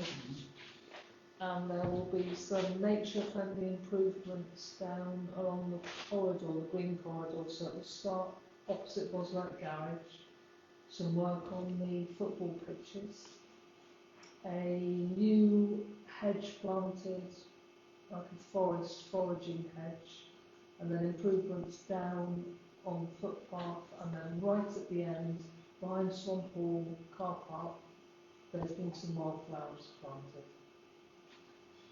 And then this morning, an early start for me and lots of other councillors. I don't know what to say really, it was a disgraceful culmination of Cornwall Council's processes. Councillor Stewart. Well, any questions for Sarah before we go to Councillor Stewart? Councillor Stout. I've got one. I'll just put it to you and then also the other board councillors that speak, but we do support an inquiry, a council-led inquiry at Cornwall Council to find out how we got to this point where secret deals are being made. Yes, we would. Yeah. Let's let all the Cornwall Council speak, then we'll come to that. Right? Yeah. Yeah, sure, that's a yes from me. Yes. Councillor Stewart. Yeah, as well as the normal housing issues I'm always dealing with, Persimmon seem to be once again breaking their working conditions. I've had reports of them working after 1 o'clock on Saturday, machines are going, and they were enforced last time about breaking these conditions because they are written down. And so I've got to go out and see them about this. Also, there's rumours going around about the closure of wards in Falmouth Hospital. Now, this is not true, as far as I'm aware. What is happening is that they are putting in new heating in the wards. They're putting new central heating system in, right, which is starting at the beginning of May. and so patients are being moved out, but then they'll come back again. But as I understand it, everybody's concerned about coming into this and putting into home care. But the thing is that there's I believe it's 90% want to go home. This is the problem we're facing. They don't want to go into hospital again. They've come out of having operations in Tredes, and they want to go straight home.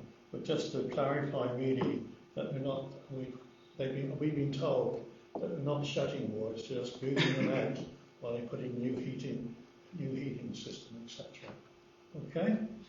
I was happy to partake in the litter pick organised by Councillor Rowe. I represented Truscabays. I did a litter pick around Truscabays on the same day as the beacon was done, which we contributed 1.2 tonnes. Also, just to finish up, really, I'm quite disappointed what had happened this morning.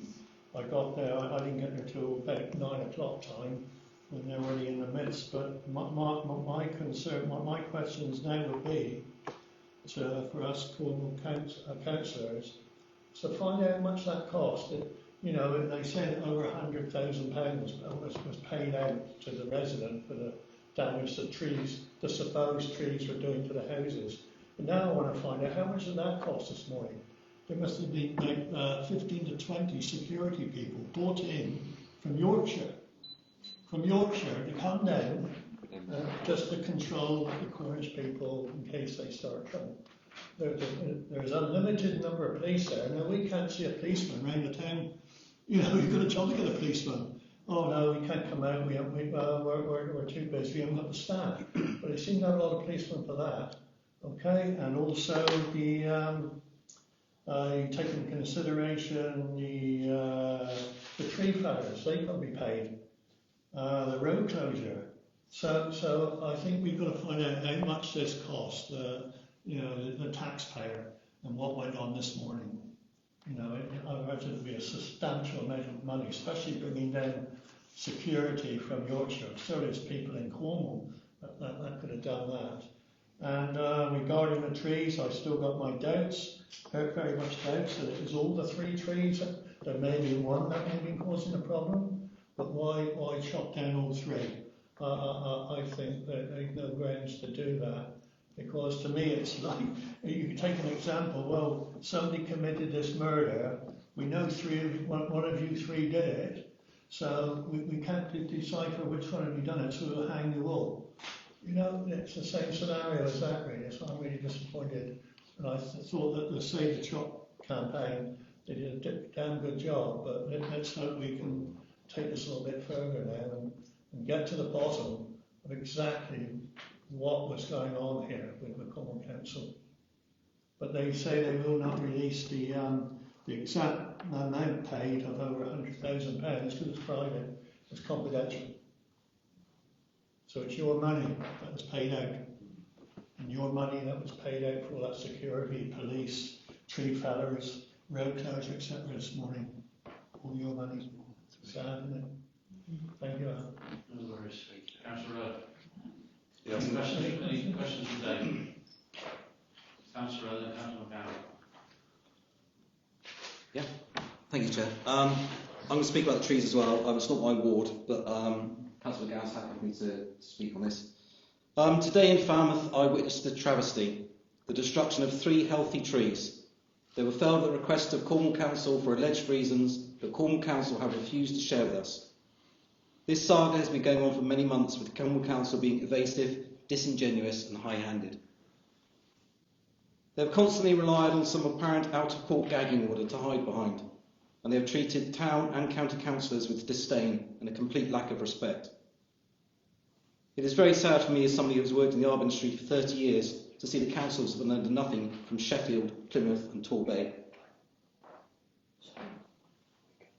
Cornwall Council continually have said that mistakes have been made and that lessons will be learnt, but those same mistakes have been continually repeated over the last year, to the frustration of all of us who simply want some honesty and transparency around this.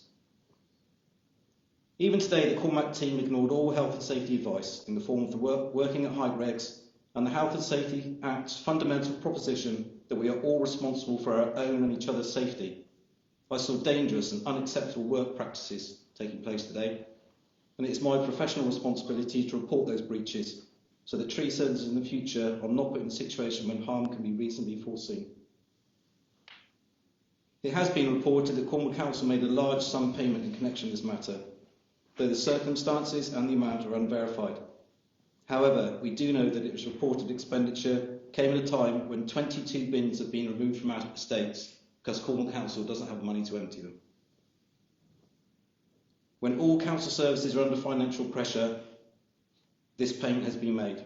If true, it represents a significant use of funds raised through council tax. As Councillor Sawney said, that is our money.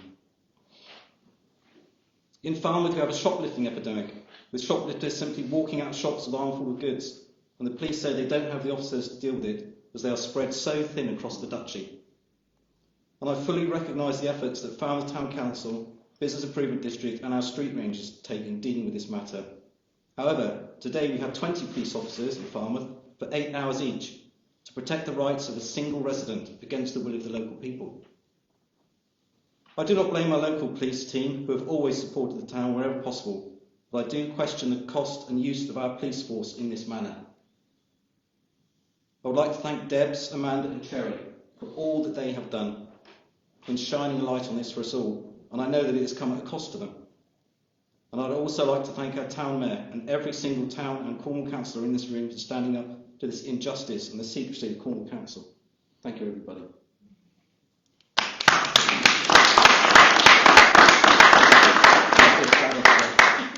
My hope is that this day will be the start of a new way of working, where we can all as a society reassess how we deal with our trees, where we recognise their importance and value, and put the needs of that society above the will of an individual.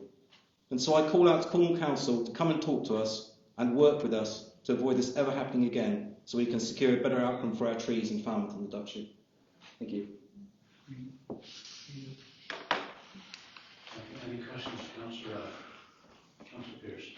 I'm just going to ask Councillor Rowe, I know you pursued quite diligently with our PCC around capacity in Falmouth with police officers.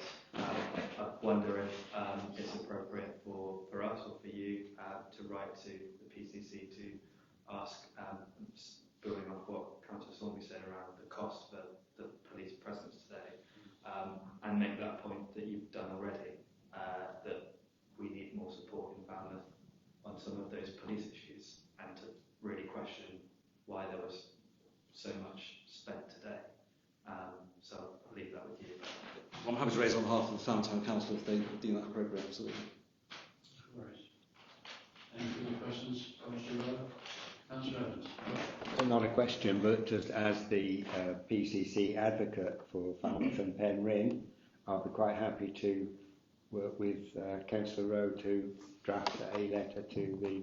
I think along Councillor Gow's policies in yes. this division. Over to you now, Councillor Gow, for your report, please. Thank you.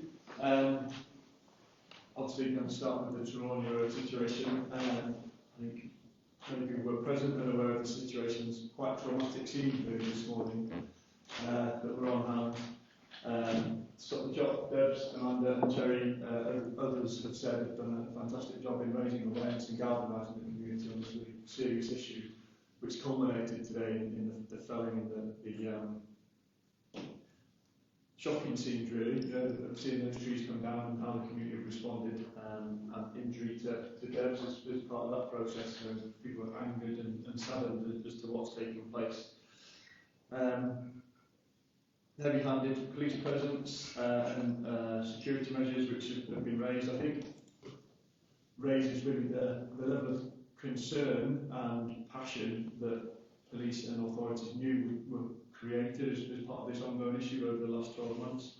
There's been a huge amount of work, obviously met frequently with Debs, Amanda and Cherry, and just seeing how much passion and hard work and time they put into this campaign. So I think, once again, if we can just give them all a round of applause for that.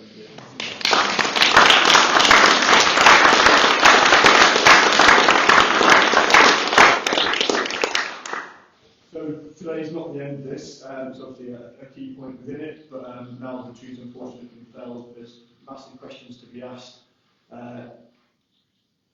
Inquiries and analysis and understanding of how we've got to this stage, and there's lots of questions that still remain unanswered.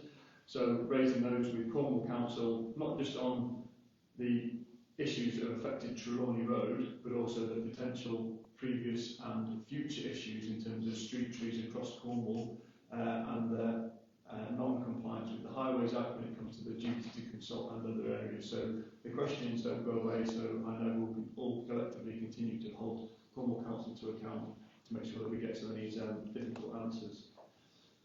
Just to mention briefly about the meeting that took place last Wednesday, where Phil Mason, the Strategic Director for Strategic Growth and Place, something along those lines, it was clear from that meeting that Cornwall Council intended, regardless of the impact, we're going to be taking the trees down today. There was a really good show of community support with, I think, over 75 people who attended. There were some tough questions, some half answers, and I think people went away knowing that it was going to be a really challenging day today with the intent to fell those trees, and that's very much what happened. So before moving on to other things, I think, just reiterating the sadness and anger that's taken place over a long period of time and making sure that we get the answers that are still outstanding from Cornwall Council. Moving on, I know there's another issue on the agenda which is around the Falmouth Beach Management Group, but in terms of positive news, there's been some great work done by the Beaches Management Group with progressing the PSPO for the banning of fires on all Falmouth beaches. I'm sure that might go into a little bit more detail, but I think Councillor Robinson, David Yelland, Gilman Beach Cafe and all community representatives who have contributed to the survey to capture information around the level of fires that have taken place over the last 12 months. It's been hugely important, and we've got the green light now to take forward an application via Falmouth Town Council to consult and then hopefully get a banning of fires on all beaches, hopefully in place by next summer. So I think it's a really positive step. Huge amount of work that's gone into that. So that's a really positive thing going forwards. Just to mention, we had a meeting with South West Water representatives a few weeks ago. They provided an update on the works ongoing at Killian Bay's Beach Car Park. That work's due to go on until March. We know in terms of increasing the capacity for storm overflow of waters. They did release some information that, shockingly, I think, the average bill for Cornwall for South West Water is due to go up by 30% this year. So there's going to be a significant increase in water bills for people. They did talk around some of the wider investment in the Truro and Falmouth area, which I think across the southwest is one of the top two areas where they are investing. So there's money being spent on this area, which we do see, but to see bills going up 30% is not a good look. Briefly, the Falmouth Dr. Planning application is still under review. I gave an update on that at the last meeting, so there's still a couple of outstanding areas that's still being worked through, but just to say that's still pending, and that's also a big area of thought and concern for the council. And lastly, just a bit of an update on the pop-up arrangements in Queen Mary Gardens. We've had some fairly concerning news that they're looking to automatically extend the existing licence by 12 months because of their streamlining processes. There's a lot of resistance and concern around the pop-up in Queen Mary Gardens in general. We fought hard to get that reviewed and overturned. That wasn't accepted, so they have extended it for 12 months. But this additional one will be an additional 12 months, into a full 3-year period when it was only due to be a 12-month pilot. So we'll be raising that with Cornwall Council to get that decision reviewed, but that's just for information. So I'll leave it there after taking questions. Thank you very much. Any questions for Councillor Robinson and then Councillor Swain? Thank you. Yeah, for Beaches Management Group, actually, we have discussed the issue of the pop-up, and we objected, and Cornwall Council didn't listen. But there's also, we're writing to object to the licensing plan for another street trader in Queen Mary Gardens. So there's two issues. One is that we don't think it's appropriate to be selling alcohol in the street by Queen Mary Gardens, which is obviously an alcohol-free zone. You can already get alcohol on the beach if you want to.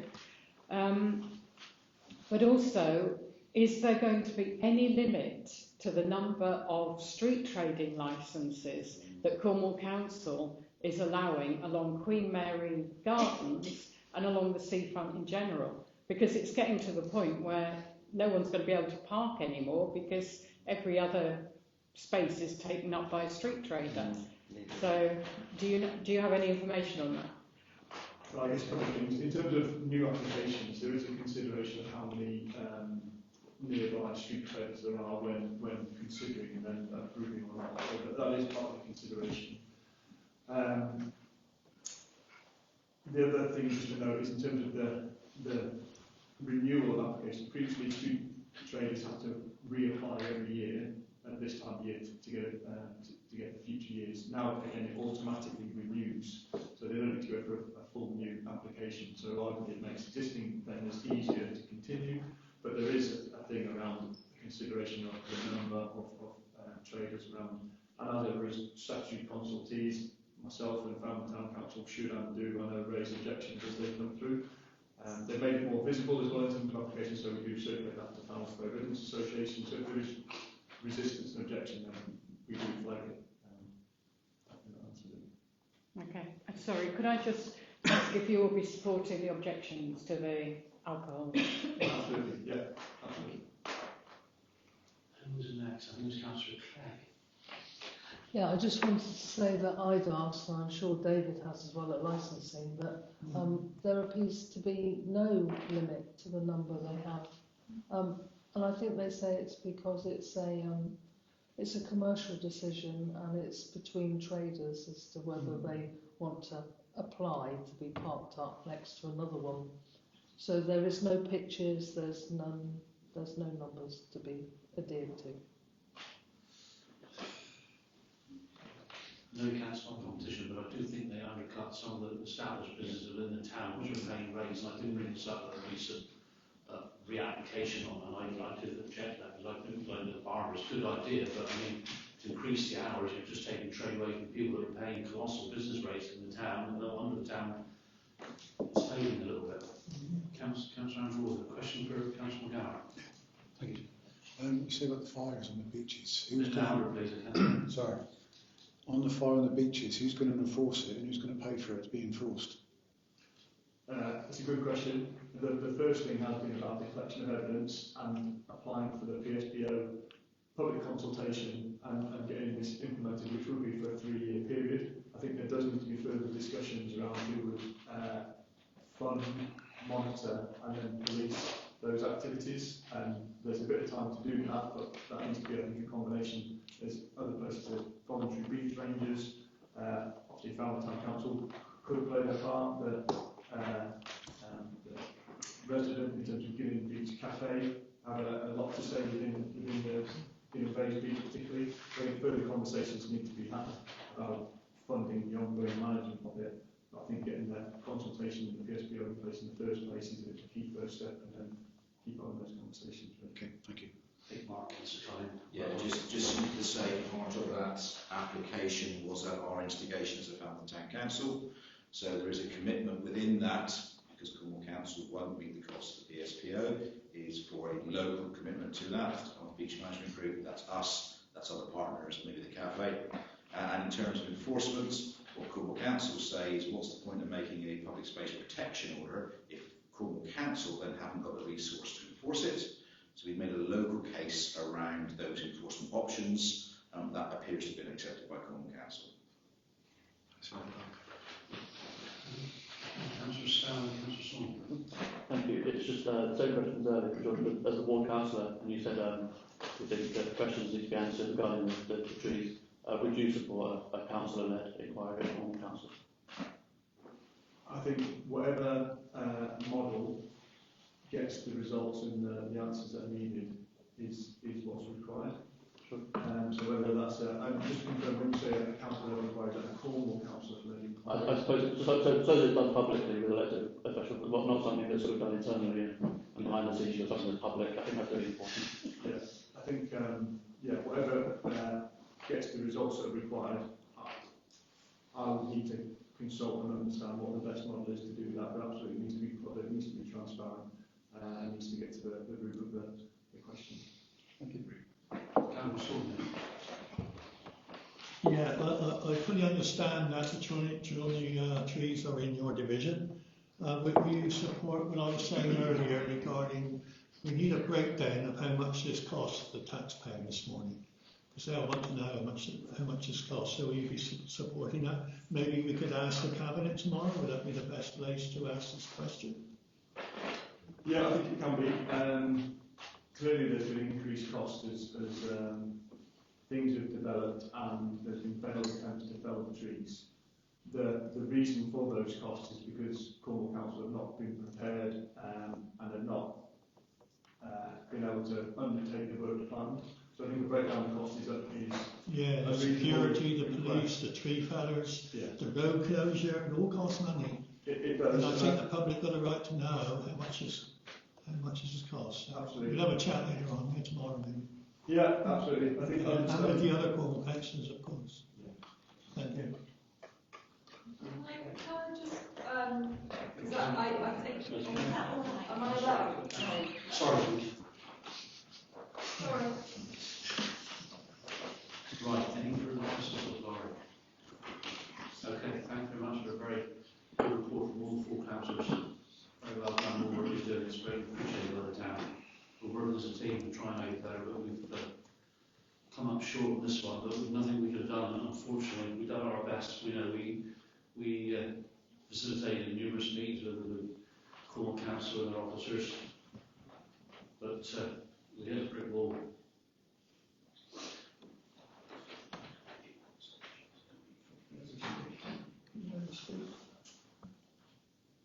Okay, I'm told by Mark that I can, if I want to, allow one of the speakers from Stop the Chop to speak.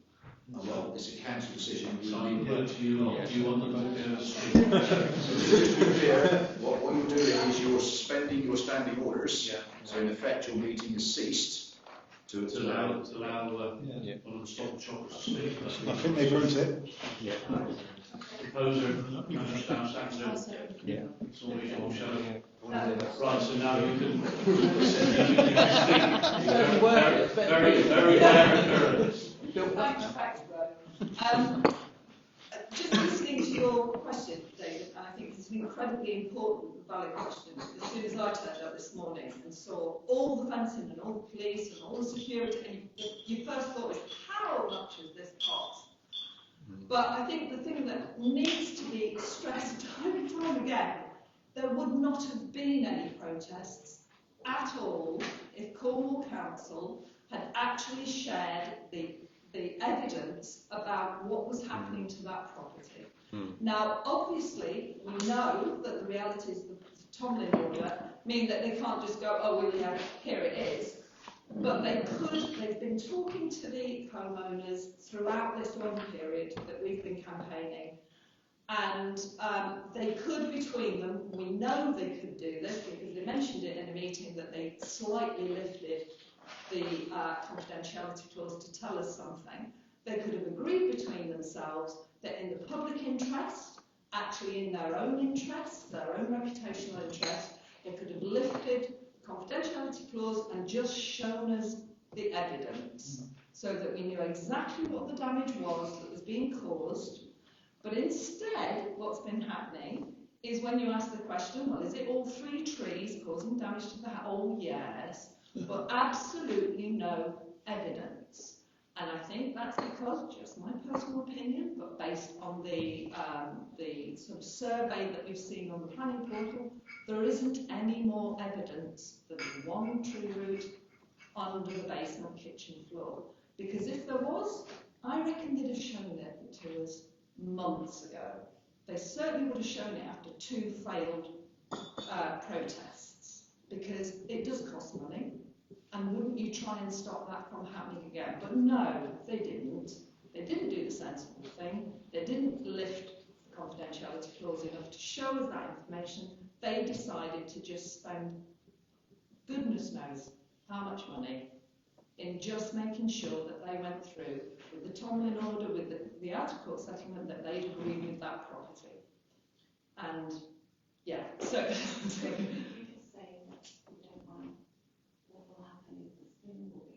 Yes.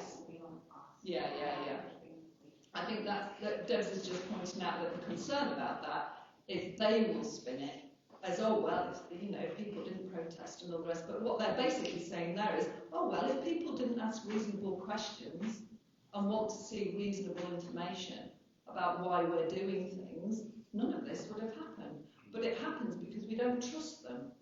And we've had lots of reasons not to trust them. And, you know, last Wednesday evening, when Phil Mason was there telling us that the law is not the law, I mean, anybody in that room, you know, he was, we all sort of, you know, jeered at it, but how can you trust these people? Standing there in front of you telling you the law is not the law. It's just guidance. It's just guidance. You can look at it or not, depending. But anyway, I just wanted to, because it's quite an important thing where it could turn, Cornwall Council will try and turn it round, that all that money has been spent because people have been protesting, rather than focusing on people who've been protesting because they've not been providing the information. And it's very simple information, very easy to do if it exists. But, you know. I think it's Paul's got that. You Paul.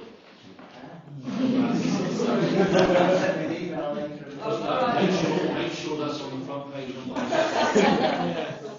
Anyway, thank you very much for allowing us to do so. Thank you. You'll be turning Right, we're now returning to the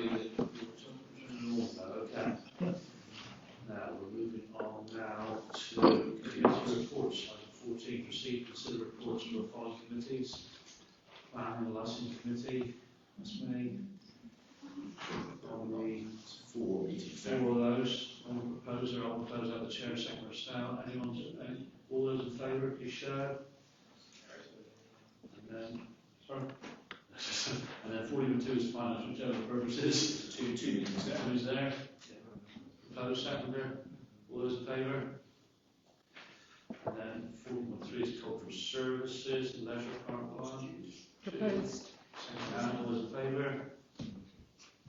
And then moving on to Dan, we've got 4.4 down Susie's, proposed by Danny, second by Stan, all those in favour? Good. Item 15, receive the notes from Falmouth Beach Management Group. Opposed. Opposed, seconder. All those in favour of that? Okay, now we're going to move on to our first two motions. A motion by Councillor Stow. Councillor Stow, and Thank you. thank you very much. Yeah, thank you. So this is a motion to create a councillor champion role for transport in Falmouth. Most of you might be aware that there's a buses bill was recently passed by the national government, and that means that town councils now should be consulted more heavily from unitary and district councils, and that means that we should be advocating for better transport in Falmouth. I think there's lots of improvements that can be made and should be made, and it would be nice if there was a role for someone to be able to consult with Cornwall Council on those matters and advocating for good local transport, not just in buses, you know, active transport as well, active travel as well. I'm proposing it can be me right now, but that can be changed if people want that. But I think to create the role initially would be fantastic. I'm also on the Planning and Licensing and Transport Committee, so it's a good place, well place for it. Thank you. Any questions on the proposal for the motion? Second motion. I think it's a good motion. I think you're prepared to stand to help us out on that. That'd be brilliant. So proposed by Councillor Stow, second by Councillor Rudd. All those in favour of that motion? Good. Now you've got to get up again now. Yeah. Okay. This one's been, you know, covered by quite well, will it? So if you want to just carry it, keep it brief and go on. Yeah, great. Yeah, thank you for your presentation earlier on the council champion role for citizens' advice as well.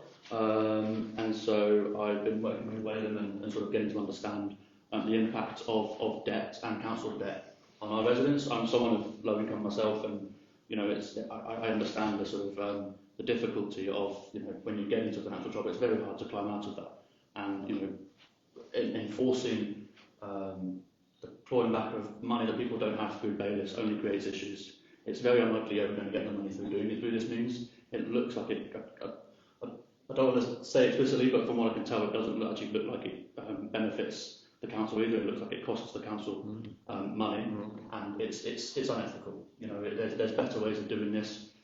Malin has kindly suggested that the council can refer people to the citizens' advice who are happy to do the work on the behalf of councils to help get that money back or help get that money back. And that's going to reduce cost on the taxpayer, reduce the burden of debt on many of our residents, and I just think it just makes complete sense for us to call on Cornwall Council to end the use of bailiffs for council tax arrears. And some of it is our money as well. It's good to think about that.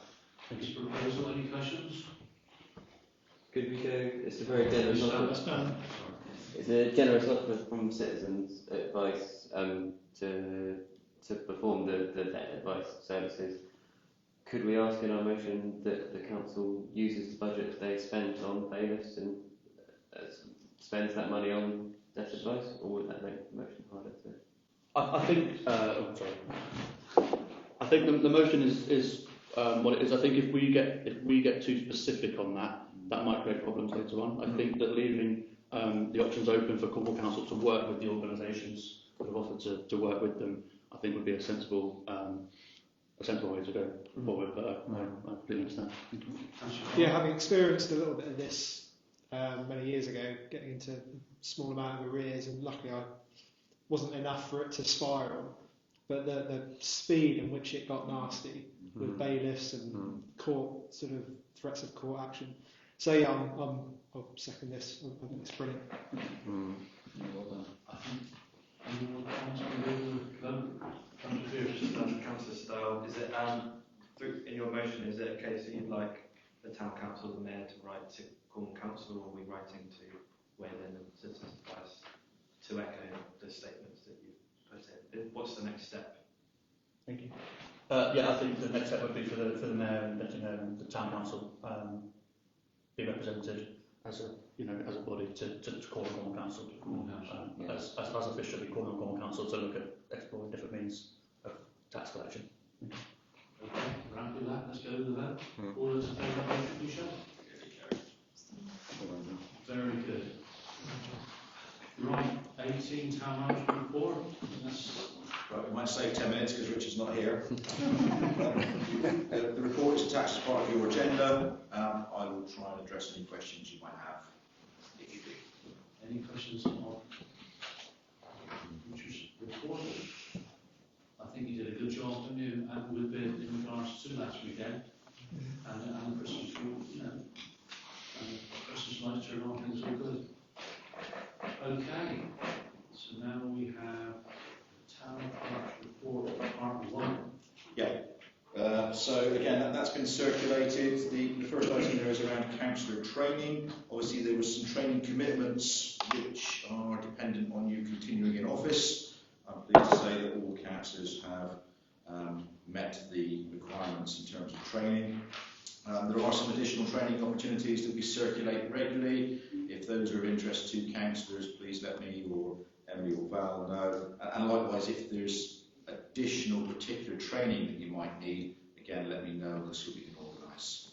Councillor Roth. Thank you, Chair. I phoned Simon about that course, and I had a phone call back. What we discussed about that for the week. I'll chase one. Thank you. Cheers.